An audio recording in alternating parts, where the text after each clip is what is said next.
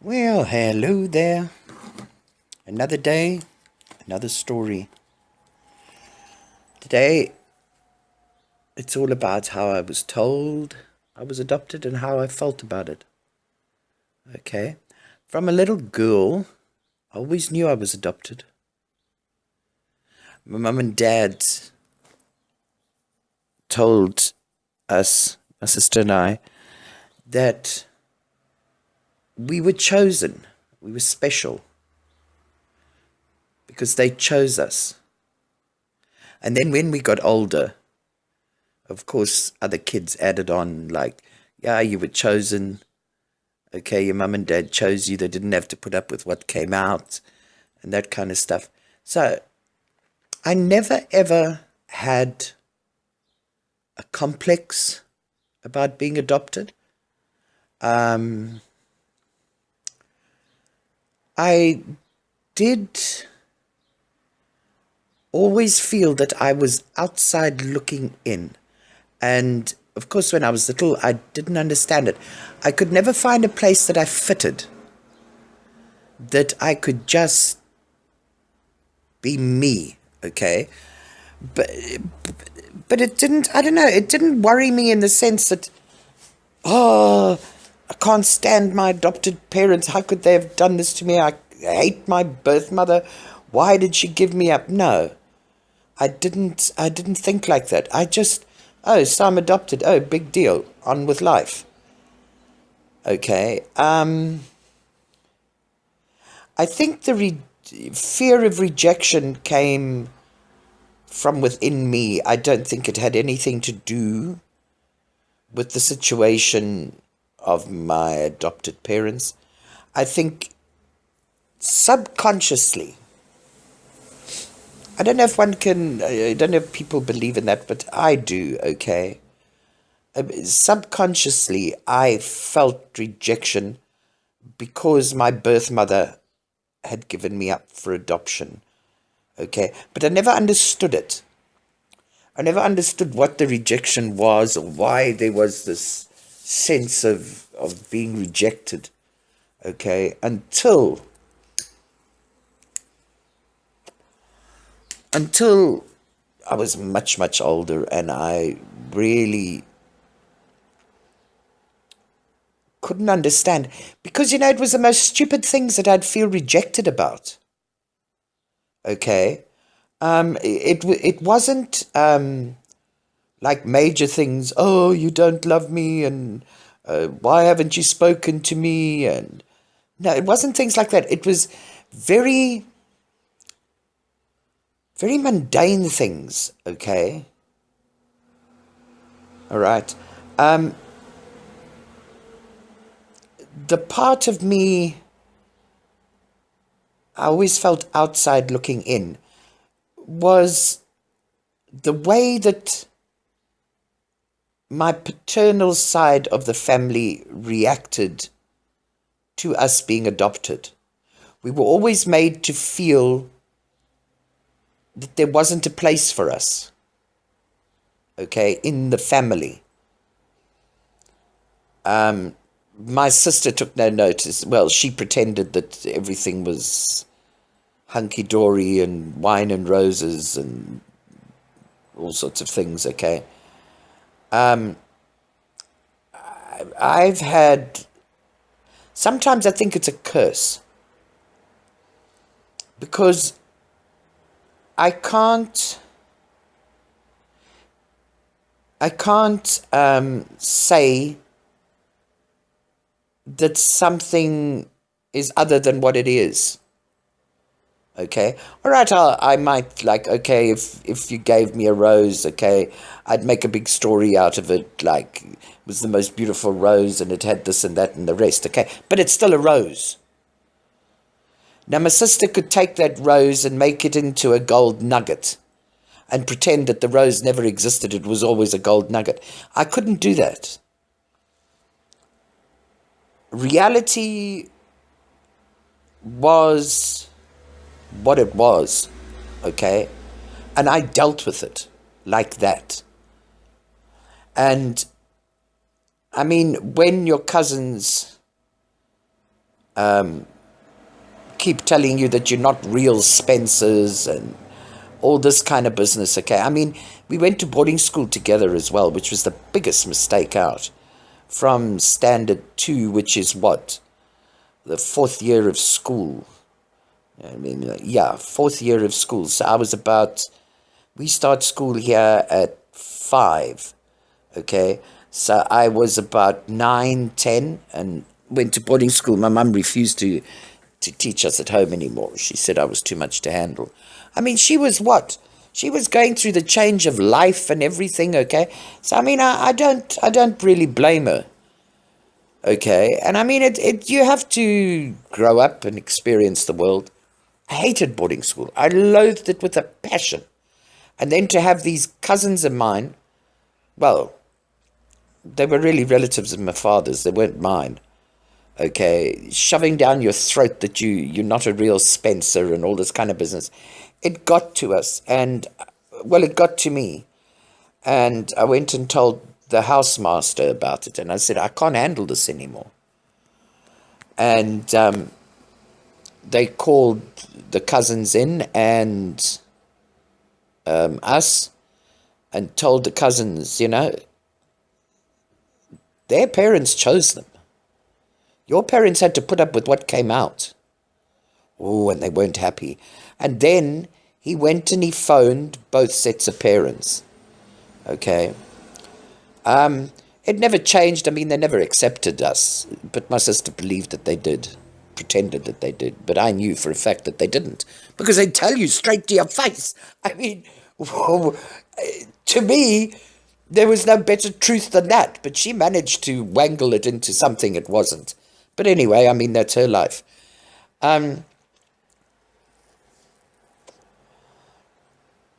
It never changed anything, okay? All right, they laid off us, okay? But it didn't change anything. The first opportunity they got if we were away from school was to have a dig.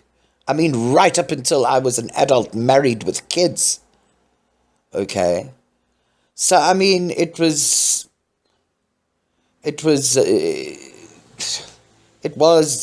what it was, okay? And I accepted it for that, and I had very little to do with them, okay? If I could avoid them, I would, because I felt I didn't owe them any loyalty or any respect or any recognition. They didn't recognize me, so why must I recognize them, okay? I mean, I'd be polite for the fact that it was my father's brother and his family. So I'd be polite if I had to be. But otherwise, I'd just look in the other direction and carry on walking. So I didn't feel bad about being adopted. And, never once did I ever have a negative thought about my birth mother. As I got older and I got into the situation that she had been in, okay, it wasn't as bad, but I mean, it could have been. I ended up with a lot. It really humbled me because I ended up with a lot of respect for her and a lot of compassion for her, okay, and what she had been through. And then it really became terribly important for me to find her, okay, just to reassure her. Also to find out where I came from. Because, when you're on the outside looking in and you realize that family, the immediate family is yours, but not through blood, okay? But it's still yours. But you want to see where the blood comes from. You want to see who you look like, who your kids take after. I mean, I'm even interested in this ancestry business, okay? Not that I get very far. I mean, I get some deals. Oh, my life. It was a humdinger of a family. But I didn't care whether I was accepted by them or not. I knew that she must have had other family. And I didn't care whether they accepted me or not, because I wasn't looking for anything other than to just try and I wanted to say thank you to her. I wanted to put her at peace, okay? And I just wanted to see where I came from, okay? So, I mean, it didn't have any other emotions but that, okay? My adopted sister, I'd included her when I was searching for my birth mum through the whole process. And when I eventually found my birth mum, okay, she and her daughter went ballistic on me. Oh, you have betrayed mum and dad, and you have done this and you have done that, and now you'll just want to be with your family, you won't want to know us. She turned upside down, inside out on me, okay? And you know, she said words. The rest of the words never worried me. It was, you have cut something between us. That, the feeling that I got when she told me that, okay, was like my whole life blew out the bottom of my feet. Okay, I didn't know what to do with that. It really changed my life when she said that, because I couldn't understand where it was coming from. I'd included her in everything. Mum and Dad had known, okay, that I was going to look for my birth mum. Well, Dad had said to me, you know, you must find your birth mum. She has to know that you're okay. And you've got to know where you came from, okay? You've got to know your bloodline. He said quietly to me, but do me a favor, only do it when your mum has passed on, okay? So I said, no, okay, cool, I'll do that. And I kept my promise. And only Dad passed away first in 1996, I think it was, 95 or 96. And then Mum passed away, okay, 4 years later. And it was only then that I started looking. I told her that I was going to look for my birth mum. I said, but don't worry. I'll only do it when you are not here, okay, because I don't want to hurt you or upset you. And I'm not looking for a mother. I just want to reassure that I'm okay, and I want to see where I came from. She never understood it, but she didn't hold it against me, okay? And I left it like that. I mean, I tried once to ask about my adoption and my birth mum, and she gave me a weird story. One part of the story was okay, and then the other was just made up. I mean, she told me that my birth mum was a nurse and that she had fallen pregnant from a sailor, okay? I mean, that couldn't have been further from the truth. So I always imagined, ooh, I've got a sailor dad, okay? And I don't like boats anyway, all right? Listen, the only time the earth must move underneath me is if there's an earthquake, because I ain't going to stand on any boat and have it going up and down and sideways and rolling. And no. Okay? I don't do those kind of things. I like terra firma. Finished. But anyway, I mean, so I never, oh yes, and she told us where we had been adopted, okay, which was a funny story as well. Well, she told me where I'd been adopted. I don't know if my sister was the same place. I think so. But because they were already in their 40s, okay, they couldn't get a social, what do you call it? Social welfare or whatever, sponsored adoption. So they had to do it privately. And they had known this lady that was in the Salvation Army up in Johannesburg. And she was running an unmarried mother's home. and she was pretty high up in the Salvation Army, and they would been personal friends of hers for years and years and years. I mean, it wasn't something new, okay? And she said to them, I'll get you a baby, okay, because I've got this home that the Salvation Army runs there in Johannesburg for unmarried mothers, okay. So anyway, they applied through the Salvation Army and everything, okay, and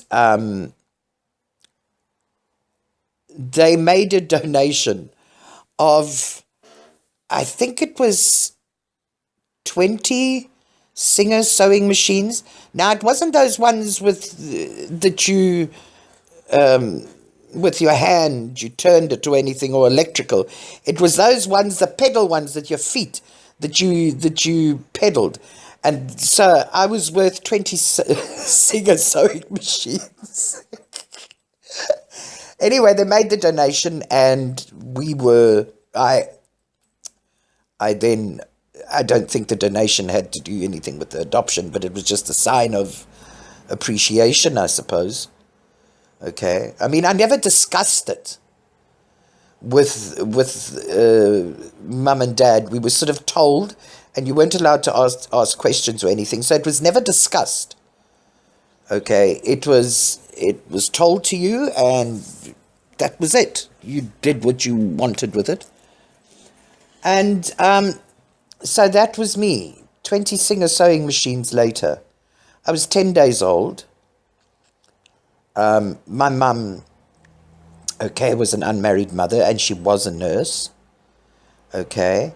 And her mum had passed away when she was a young girl. And the father, and I think a sister or a couple of sisters of my maternal grandmother helped him raise these kids while he was working and stuff like that. And so when he found out that she was pregnant, okay, although he wanted her to keep the baby, he couldn't support her and the baby, okay. So he said to her, you're going to have to give the baby up for adoption. And the guy my sperm donor, because I can't call him a father, but my sperm donor, okay, rejected her completely, okay, and told her that she better have an abortion. I mean, they were engaged, they were going to be married. It wasn't as if this was just a fly-by-night relationship. And when she told him, he said, don't want. You have an abortion or we end the engagement. And she refused to have an abortion. I mean, come on, can you imagine 55, 56, having an abortion? You had to have a backstreet one for a start. And how many women ever lived after that or had a normal life after that, okay? So, I mean, there was no way she was going to do that. So he buggered off and ended up marrying her best friend. I mean, really nice. But anyway, so that's how I came into being, okay? And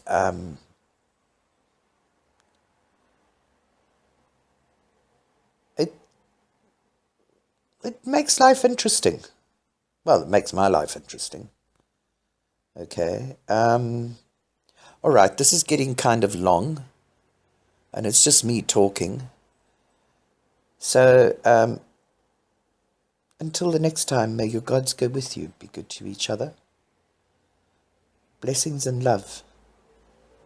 Ciao, ciao.